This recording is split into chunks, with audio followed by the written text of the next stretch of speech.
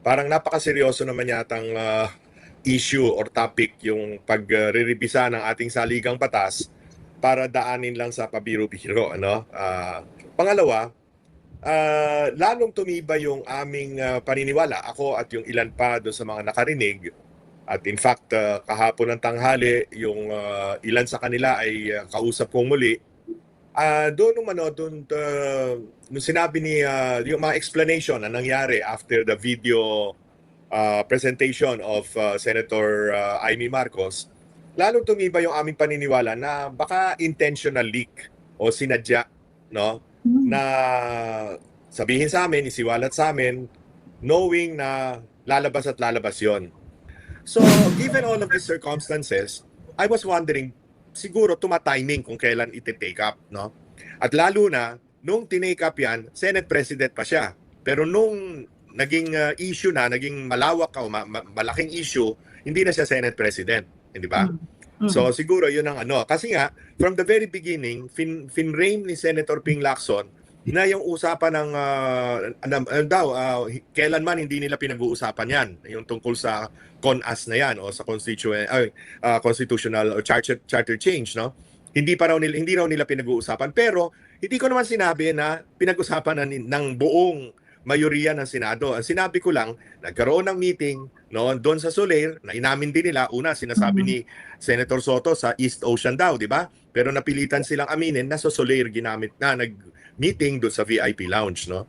Maraming katakataka like yung napadaan lang si Senator Ping pagkatapos pinapasok doon sa usapan, di ba? Parang, well, posibleng totoo yun, no? Hindi ko naman sinasabing hindi totoo.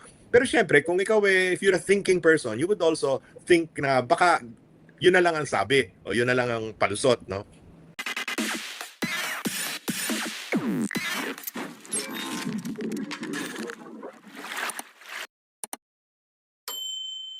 Oh, today we have a take two with Sir Lito Banayo, ano? Dahil baka ito maaari nating masabing due to public demand, no? So magte-take to tayo. Oo, magte-take to tayo kay Sir Lito Banayo, our political strategist, and of course, ano ba? Although hindi naman niya hinula, no? May sinabi siyang source, but the source is, can we say that the cat is out of the bag or the cat let himself out of the bag? Kasi ni-reveal din niya yung sarili niya, no? Tanungin natin, hindi pwedeng manghula, magtatanong tayo sa eksperto. Everyone, please welcome our political strategist, Sir Lito Banayo. Hi, sir. Thank you. Hello, Pam, Marlon, Eric, Elmer. Maraming salamat sa muli niyong pag-anyaya. Mayong gabi, Sir Lito. Mayong gabi, Elmer. And thank you rin, Sir LB, at nagpaunlak ka po uli sa amin. Of course, anytime. Opo. Sir Lito, from the last time, from the other, last week lang, no, nung kausap po namin kayo, talagang mainit ang mga issues. At lalong uminit nung naging trending po ang inyong topic dito sa ating podcast, no, at sa mga iba pa nating kaibigan na una na ninyong napaunlakan ng inyong oras. Tama po ba? The cat is now out of the bag or the cat let himself out of the bag? Umamin, Sir Lito Banayo. Senator Ping Lacson, your source. Yeah, umamin naman. No. Mahirap din namang hindi pa aminin yun kasi malinaw na. I mean, saka di lang naman ako nakarinig siyam kaming lahat Ganun karami. When you say nakarinig, yung proximity nyo sa kanilang pag-uusap, nandun ho ba kayo or this is a first-hand information na ibinigay sa inyo? Ano ito isang conference table. Doon kami nanananghali, no? So, lahat malapit nung siya ay nagsasalita. Sir Lito, nung nakarang interview namin sa inyo, sabi mo, nagulat ka rin kasi alam nung source mo na nandun ka, isang manunulat. At walang gatol na nagkikwento ng gano'n yung source mo. And eventually nga, umamin si Senator Ping na ikaw halos ang naging source, siya ang naging source mo. Ang ano tingin nyo rito? Intentional yung pagbibigay ng ganong klaseng detalye ni Senator Ping at para maisulat mo ito? At kung intentional, ano ang purpose niya ito? Ano ang purpose dito ni Senator Ping? Kasi mahirap siguro paniwalaan yung sinabi ni Senator Tito Soto na parang nagbibiroan lang sila ni Speaker Bogie D at parang napag-usapan lang yung mga bagay-bagay tungkol doon. sa posibleng convening of a constituent assembly in order to amend or revise the constitution. Parang napakaseryoso naman yatang issue or topic yung pagre-revisa ng ating saligang batas para daanin lang sa pabiro-biro, ano? Pangalawa, lalong tumibay yung aming paniniwala, ako at yung ilan pa doon sa mga nakarinig. At in fact, kahapon ng tanghali, yung ilan sa kanila ay kausap kong muli. Doon nung sinabi ni yung mga explanation na nangyari after the video presentation of Senator Amy Marcos, lalong tumibay yung aming paniniwala na baka intentional leak o sinadya, no? Na sabihin sa amin, isiwalat sa amin, knowing na lalabas at lalabas yon, no? It could be a case of trial balloon, no? Titingnan kung ano magiging reaksyon ng taong bayan, lalong-lalo na ng media, both traditional and social media. And at the same time, find out yung magiging reaction doon ng mga kapwa senador. Ang malinaw na lumabas doon sa video na hindi naman yung video ni Senator Amy, at ako'y nagulat din, April 22 pa pala yung meeting na yon. April 22, Senate President pa si Tito Soto, at hanggang May 11, pagkakaalam ko, correct me if I'm wrong about the dates, May 11, lamang siya napalitan ni Alan Cayetano. No, ang sinasabi nila mula, in effect, April 22 to May 11, hindi niya tinatalakay sa mga kasamahan niya sa majority bloc. At that time, majority pa sila. So, yun na nga. Kaya naiintindihan ko naman yung mga iba na sinabing hindi naman nila pinag-uusapan yon. Pero ang question sa akin ay, una, bakit hindi tinalakay ni Senator Tito Soto sa kanyang mga kasamahan? No? Ito ba ay humahanap ng right timing, no? To bring it out? No? Kasi under normal circumstances, ilagay natin ang ating sarili na para tayo si Senator Tito Soto. Hinarap ka ng ka-level mo sa yung counterpart mo sa lower house, no? At binanggit sa iyo yung mga panukala na yan yung tungkol sa dagdagan ng senador, gawing regional ang eleksyon, term extension ng 3 pang taon, yung mga ganyang issue, at natalakay nga pati yung yung tungkol sa lowering ng lowering ng age to qualify to run for president, no? Na sila nagsabi, hindi ko yung sinulat, hindi ko rin yung binanggit sa inyo, yung tungkol doon, no? Kasi nga out of deference to Senator Tito Soto, kasi makukulayan na parang self-serving, kasi alam ng marami na yung mayor ng Pasig City na binibuild up ng ilang sektor para maging pangulo daw ng ating bansa ay wala pang 35 by 2028. I mean, magiging 35, hindi wala pang 40 by 2028. So, given all of these circumstances, I was wondering, siguro tumatiming kung kailan iti-take up, no?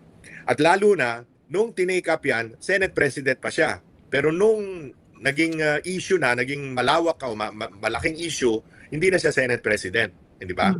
So siguro yun ang kasi nga from the very beginning finrame ni Senator Ping Lacson na yung usapan ng kailanman hindi nila pinag-uusapan yan, yung tungkol sa CONAS na yan o sa constitutional or charter change, no? Hindi raw nila pinag-uusapan, pero hindi ko naman sinabi na pinag-usapan ng buong mayoriya ng Senado. Ang sinabi ko lang, nagkaroon ng meeting noon doon sa Soler, na inamin din nila, una sinasabi ni Senator Soto sa East Ocean daw, di ba? Pero napilitan silang aminin na sa Soler ginamit na nag-meeting doon sa VIP lounge, no? Maraming katakataka like yung napadaan lang si Senator Ping pagkatapos pinapasok doon sa usapan, di ba? Parang, well, posibleng totoo yun, no? Hindi ko naman sinasabing hindi totoo. Pero syempre, kung ikaw if you're a thinking person, you would also think na baka yun na lang ang sabi o yun na lang ang palusot, no? Yes. Kasi, Sir Lito, May follow-up Yes, si Marlon. Doon sa doon kay Senator Ping.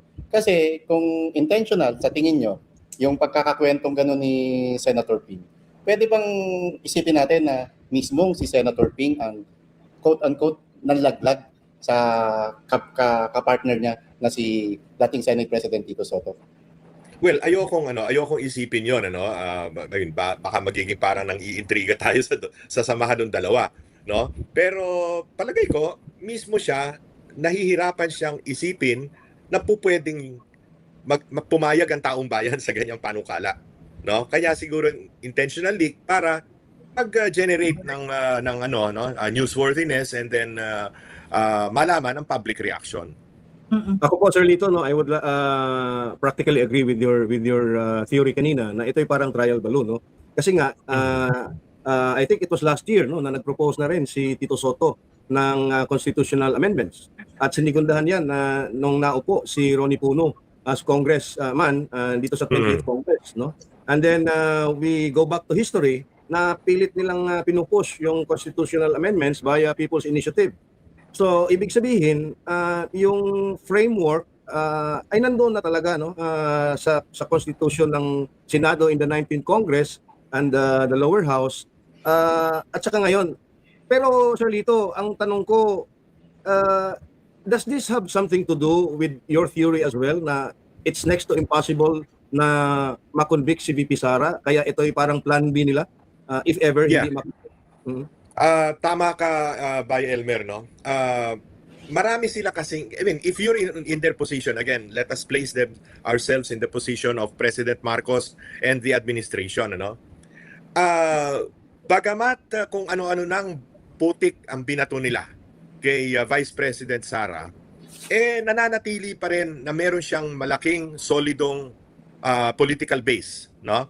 At in fact, pag binasa mo yung latest na SWS survey, yung kalalabas lang nung makalawa, na bumagsak ang satisfaction rating ni President Marcos to -15 ba o -13, no? -15. -15. Pag tiningnan mo yung bawat rehiyon, nakapagtataka sa NCR kung ang negative satisfaction rating niya sa Mindanao ay 40 or 41%, sa NCR ay 34%, di ba? Nakapagtataka 'yon.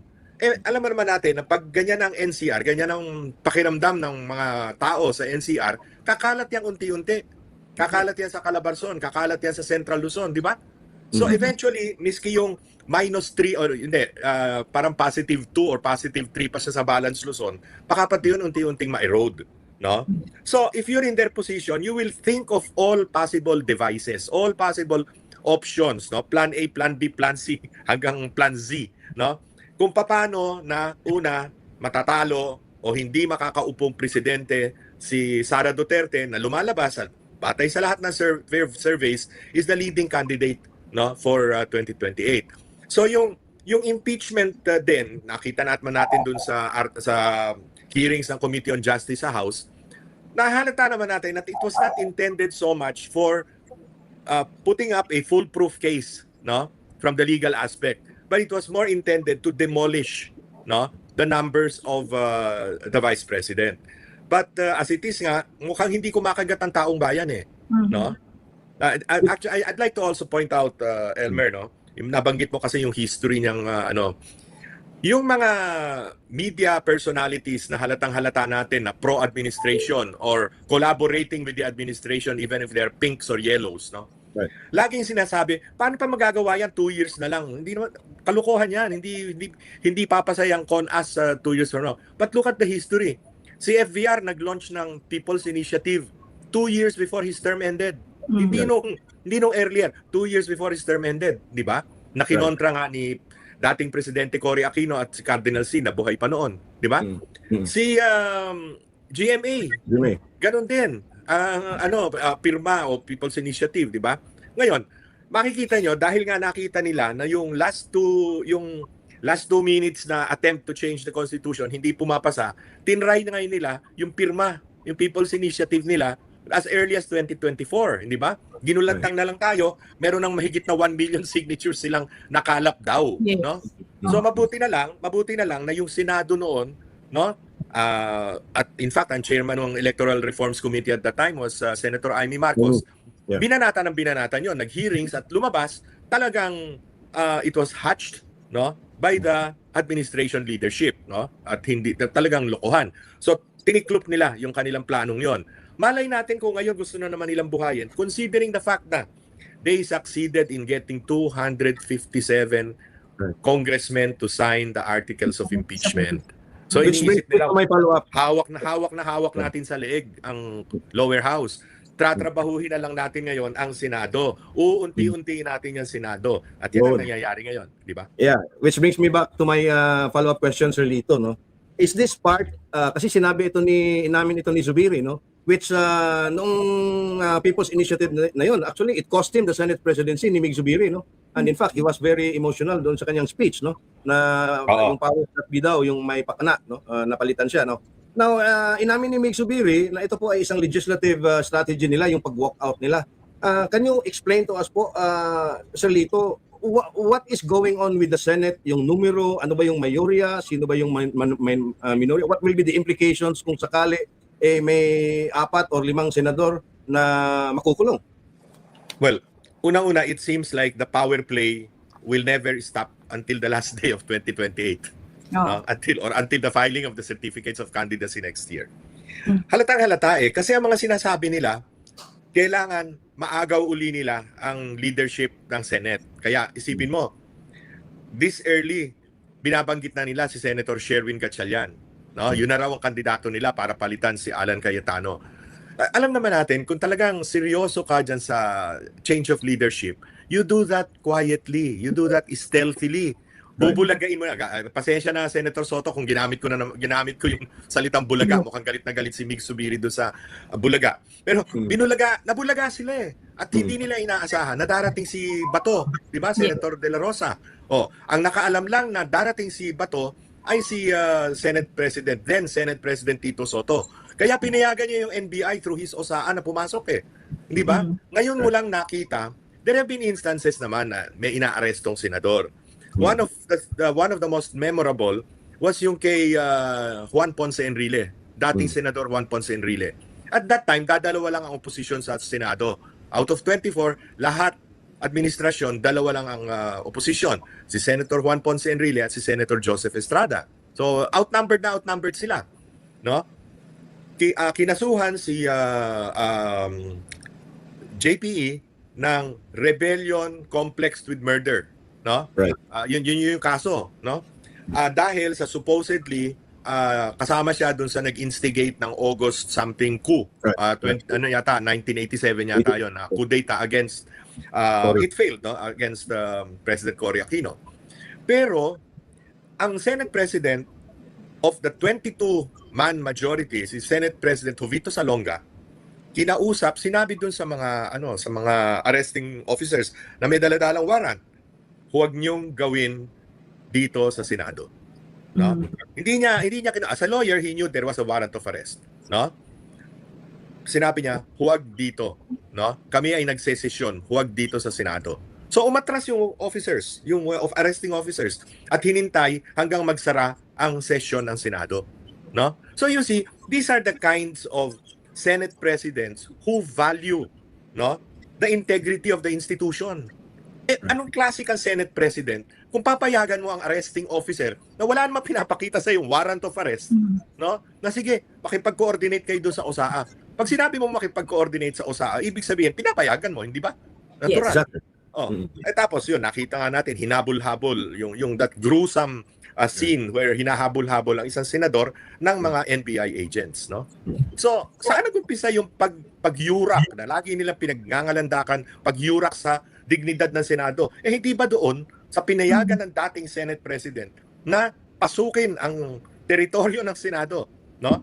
An equal branch of government, no? Napapasukin ang mga arresting officers na wala namang pinakitang warrant of arrest. I rest my case, di ba? Sir Lito, ibalik ko lang ng konti yung kanina yung sa Chacha, no? Since sabi niyo po trial balloon ito. And then since plano pa lang naman and then people reacted to it, we all reacted to it and we don't agree na mangyari yun, kailangan na po ba natin magpakakampante na hindi na po nila isusubok ulit yan? Hindi ko alam kung susubukan pa nila, pero malinaw na malinaw dahil nga yung reaction ng mga minority na senators, yung 11 sila, ang reaction nila, lahat sila, they swore they will not allow it, di ba? So, kung pa sa nabulabog yung plano or natigil yung kung pa sa they're now facing a stumbling block in the Senate. no? Mhm. Which may be the purpose of Senator Ping Lacson, no? Maybe, no? Oh. Kasi nga may 257 na sila doon sa Kongreso, sa lower house, no? That's more than 2/3 of the membership. In fact, that's about not only 2/3, that's about 75% of the membership of Congress, of the lower house, no? 3/4. So, yun na nga. So ngayon, nakita nila, ops, teka, medyo napilitan sila lahat na magsabing hindi sila papayag. So yun So, na nga, Elmer, baka yung si kaninang babalik ko yung tanong mo kanina. Kung ito ay plan B, baka may plan C. Hindi ko Oh, alam kung ano yung yung plan C. yung po reactions ng nasa minority when nabanggit na nga po ni Senator Amy yung tungkol sa Chacha na yan, do you consider it as a genuine reaction from them na hindi namin alam yan? Palagay ko naman. Palagay ko nga, hindi si Senate President Tito Soto did not take it up with them. Mhm. Kaya ganun ang kanilang reaction. Sila Okay. mismo nabulaga. Okay. Again, tungkol sa Chacha, Sir Lito, no? If it's not under administration, or if it's not under the Bongbong Marcos administration, is Chacha something we should consider, especially sa economic provisions? Ako, Pam, I have been on record, not only in this government but even earlier, no, na I have been for not just an amendment because of the economic provisions, but a review of the Constitution and a possible revision, no? In theory, pabor ako dun sa 2 senador bawat administrative region, no? Kasi nga sa buong kasaysayan natin, nagkaroon na ba tayo ng igurot na senador? Never. Wala. Waray, yung waray, kahuli-hulihang waray na senador was Decoroso Rosales. Maliit pa akong bata, panahon ni Magsaysay, no? Di ba? Ngayon wala tayong Muslim, well, except by religion si Robin Padilla, pero sa pool mula nung panahon ni FVR, wala na tayong senador na nagre-represent sa Bangsamoro, di ba? Right now, walang Cebuano. Meron ba Cebuano ngayong ano? Well, si Tito Soto claims to be but he grew up, he was born, grew up here in Metro Manila all his life, no? Although yung lolo niya ay dating senador sa Cebu, agad taga Cebu, di ba? Pero ang dami pa niyan. Mimaropa, nagkaroon na ba? Never. Di ba? Hindi, Palawan nagkaroon si Monching Mitra. Monching But Mitra. that was what? 40 years ago, 30, whatever. Pre-martial law. Kasi hindi naman siya senador nung panahon mula nung nawala ang martial law. So napakadaming underrepresented na mga ethno-linguistic tribes, sabihin na natin, dito sa ating bansa. And aminin natin at hindi, we are a nation of tribes, no? Hindi naman tayo bagamat isang bansa tayo at we are united as a people under one flag, we have to consider the peculiarities, cultural as well as economic needs of every region, di ba? Kaya para mabalanse naman, hindi yung lahat na lang ng proyekto nandito sa Metro Manila o nasa Calabarzon o sa Central Luzon. Dapat naman may maglalaba, may iimik o ipaglalaban ang mga economic benefits na mapunta naman, ma-share naman doon sa ibang rehiyon, no? Oo. So yun, another very very favorite kong nakita na natin mula noong 1987 Constitution yung failure nitong multi-party system na ito. Yes. No? Okay lang yung multi-party system kung tayo ay parliamentary. So desisyonan muna natin, gusto ba natin parliamentary o presidential? Ako naniniwala na mahirap payagan ng tao yung parliamentary in its purest form. Kasi ang tao, ang Pilipino, tingin niya, karapatan niya bilang mamamayan na siya ang pumili ng supreme leader ng ating bansa. No? Yung presidente. Kaya, kung presidential system, ibalik natin sa two-party para hindi yung ganito na palit ng partido, palipat-lipat, no? Hindi balik kung pwede mo na ipagbawal yung sa constitution din, yung turncoatism. Pero ito, ang dami-daming partido nililipatan, di ba? Depende sa political climate. So, it's very unhealthy. And that's the reason why mas dumadami ang dynasties, no? All these things that we have which contribute to the instability of our political system as viewed not only by ourselves but by the entire world, no? Speaking of instability, Sir Lito, how unstable is the Senate now? About 3 or 4 hours ago, meron ako nakitang interview ni Ping Lacson with Karen Davila, no? At ang sabi niya doon, patuloy nilang gagawin yung pag-walk out kung ipipilit daw ng mga majority senators yung online participation ng kanilang mga miyembro. At kinukumpute daw nila at tinitingnan nila mga numero. By the time na merong dalawang makukulong, halimbawa na si Senator Jinggoy at si Senator Cheese, ay magiging 11 na lang sila pero wala din si Bato, ay magiging 10 na lang daw sila. At sila na daw yung parang majority physically when voting is proposed. Parang paper majority na lang daw itong current majority ngayon headed by the Senate President Alan Peter Cayetano. Ano po yung take nyo dito, Sir Lito? Elmer, I hate to have to say this, no, because I have been closely associated with Senator Ping Lacson for a long time. Right. But I cannot see the reason behind. Ay, napakinggan ko rin kasi yung kanyang interview kanina kay Karen Davila, no? Para bang he already drew the line. Para ba, ano ba yung laro natin, Marlon, nung bata tayo na yung bawal, wag kang tutulay dyan, wag kang tatawid. Patintero. Patintero. Diba? Patintero. Parang ganun eh. He already drew the line. Parang sinabi niya, forever magkaaway tayo. No? Hindi tayo magkakasundo. Di ba? Parang 24 lang sila. Di ba? Ganun ang attitude. Parang it's us or nothing. Di ba? So, ang mangyayari, gridlock. Paano parating na ang budget season. By August, nandiyan na sa kanilang budget, no? Paano yun? Napaka-importanting, ang dami pang priority bills. At isipin naman nila na napakadaming mga kailangan ng ating bansa sa panahon ng krisis na dapat asikasuhin, dapat talakayin, dapat desisyonan, make the necessary policies to protect our people from the crisis that they are already experiencing and will worsen.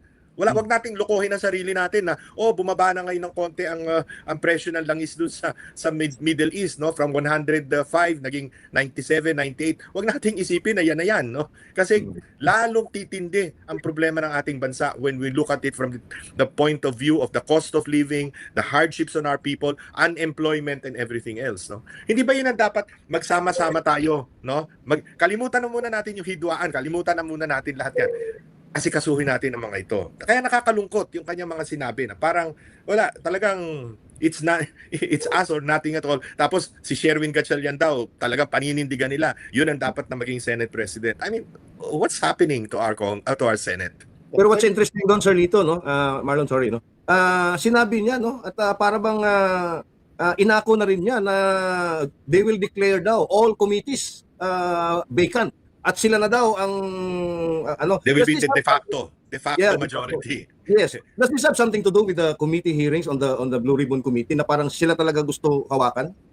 Alam mo, Elmer, palagay ko lahat ng tao na nag-iisip malinaw na malinaw sa kanila na ang pinakamalaking pangamba, no, the greatest fear of this administration is magbukas muli ang Blue Ribbon Committee hearings under an impartial chairman, no, na walang iisipin kundi alamin talaga kung sino ang mastermind. Alamin talaga kung sino pa yung mga kasabwat. Okay, sabihin na natin the evidence trail as it shows right now, si Senator Cheese, Senator Jinggoy, Senator Joel implicated na. At in the case of Senator Jinggoy, meron ng nag-file ng ombudsman sa Sandigan Bayan. Be that as it may, no? Wala bang congressman na involved? Wala bang cabinet member na involved? I cannot for any reason I cannot fathom. Bakit si Amina Pangandaman walang kaso? Siya nagre-release ng NCO at SARO hindi niya alam yung ginagawa niya. Nag-graduate siya sa UP College of Economics. May master's degree siya, baka may doctorate pa siya. Di ba? I mean, these are very basic questions Bakit yung 18 sundalo, ex-soldiers, no? Bakit hindi patawag? No? Masama bang pakinggan sila? Kung sila yung nagsisinungaling, edi malaman natin. Pero kung totoo yung sinasabi nila, no, edi malalaman din ng taong bayan. Bakit natin pagtatakpan, no, ang ibang ebidensya na sumambulat na at malinaw naman, no, sa ating harapan. Alam ko, palagay ko, alam din naman ng administrasyon na si Saldico meron ng apostil. Ibig sabihin, si Saldico nagpanotaryo na nung kanyang bagong affidavit. Meron na siyang apostil, no? Nasa isang bansa, hindi doon sa bansang kinaroroonan niya ngayon, nakapag-swear siya even before the incident in Prague. Assuming talagang may incident sa Prague. Hindi ko maintindihan kung talagang nahuli siya doon sa Prague. Hindi, di ba? Miski yun, hindi natin malaman. Meron naman tayong embassy doon sa Prague. No? Right. I mean, ang dami-daming mga nangyayari, mga na talagang pinagtatakpan no? Yun ang masama, no? I mean, sabi nila lagi, si Presidente Marcos during his 2025 SONA, lagi nilang pinagmamalaki yun. Siya ang nagbulgar nito, siya ang nag-umpisa ng lahat na ito. Bakit ayaw halungkatin lahat? Di ba? Sir Lito, assuming na hindi magtagumpay yung kahilingan ng majority na pahintulutan yung teleconferencing ng mga absentee senators, no? At sakali ring magtuloy-tuloy yung pag-aresto kina Senator Jinggoy, Senator Cheese, Senator Joel, na ang ilan sa kanila official pa ng Blue Ribbon Committee. Sa tingin nyo, magpupush through pa rin ito? At yung inaantay natin at inaasam natin na impartial na pagdinig sa Blue Ribbon Committee hinggil sa flood control scandal, sa tingin nyo, mararamdaman natin to o mapapanood natin sa mga susunod na araw? Well, I cannot say for certain no, kung matutuloy yan, lalo na kung magiging stumbling block ang the tyranny of the minority, tawagin natin gano'n, no? The tyranny of the minority in the Senate, no? Talagang hahadlangan nila, no? Ang ma-convene ang Blue Ribbon Committee at magkaroon ng fresh start, no? Bagong hearings, no? Hindi ko malaman, pero ang importante dito, tatanggapin ba ng taong bayan ito, no? Ipipikit na ba ng taong bayan ang mata nila sa pinakamalaking corruption case in the whole history of our country? Mula nung kay Aguinaldo hanggang sa ngayon, walang ganito kalaki na trilyon-trilyong piso ang nangyari. At mayat-maya tayo binabaha. At pagka binabaha, maraming mga namamatay. Maraming nasisira ang ari-arian. Maraming nawawalan ng kabuhayan. No? Hindi yan pwedeng kalimutan ng taong bayan. Maaring sa ngayon, ang problema ng taong bayan, no, sa ngayon, yung presyo ng bigas na sinasabing SRP daw 50 pesos para sa imported rice, 55 pesos sa local rice. Ako po yung namamalengke, no? Kasi retired na ako. So kasiyahan ko na rin yung nagpupunta sa palengke at nagluluto. Ako nagluluto dito sa bahay namin no? Hilig ko kasi yan ever since, no?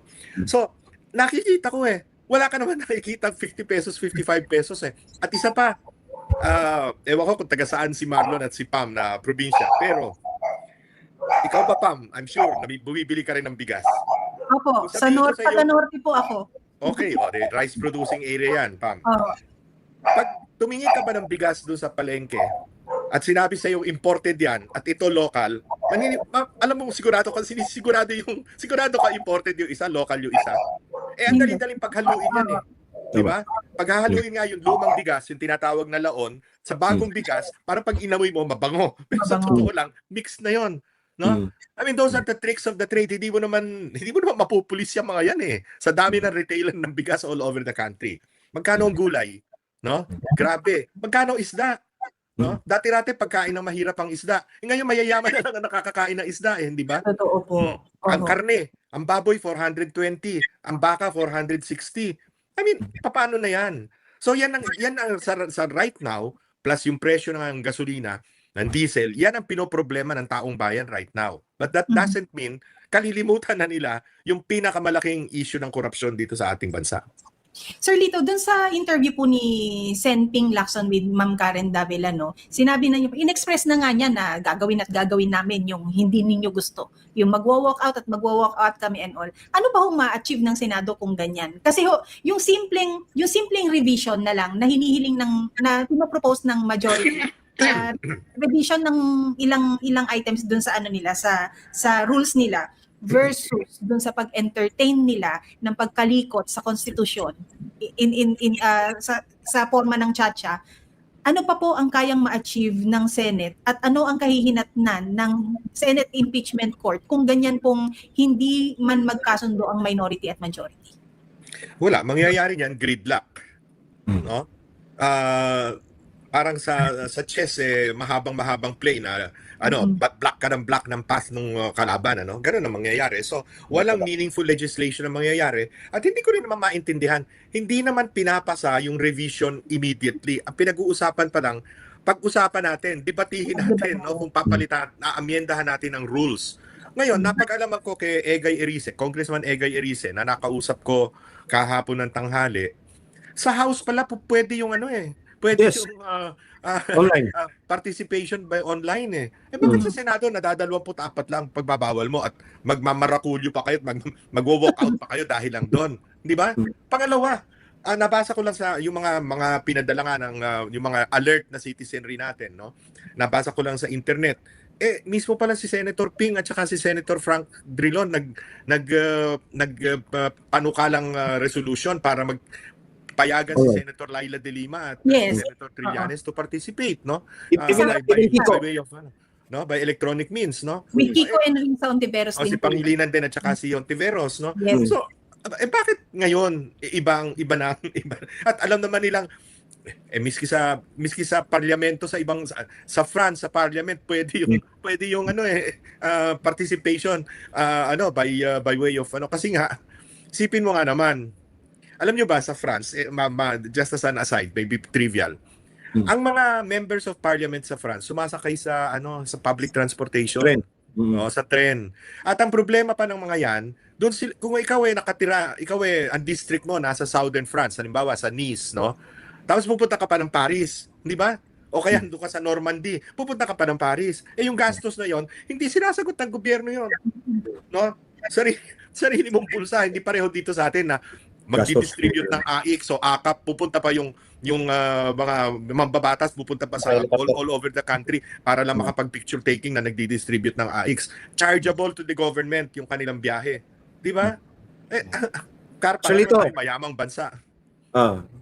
Balikan ko yung sinabi mo, kung tatanggapin ba ng tao yung mga aksyon ng Minoriano at ng Bongbong Marcos administration.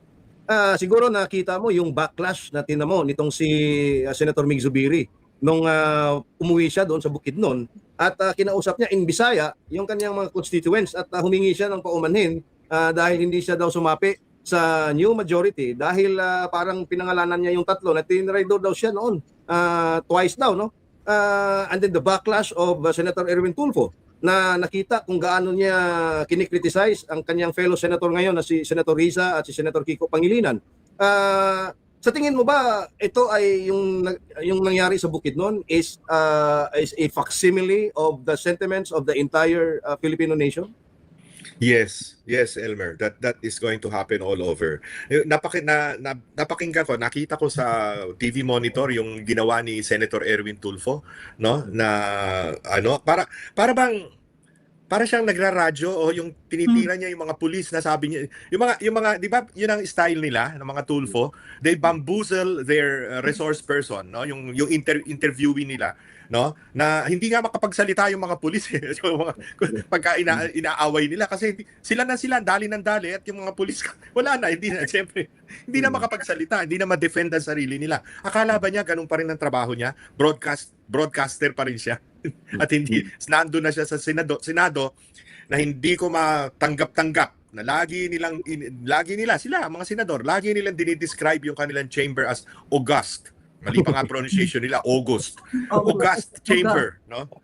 August, what's so august about the Senate right now?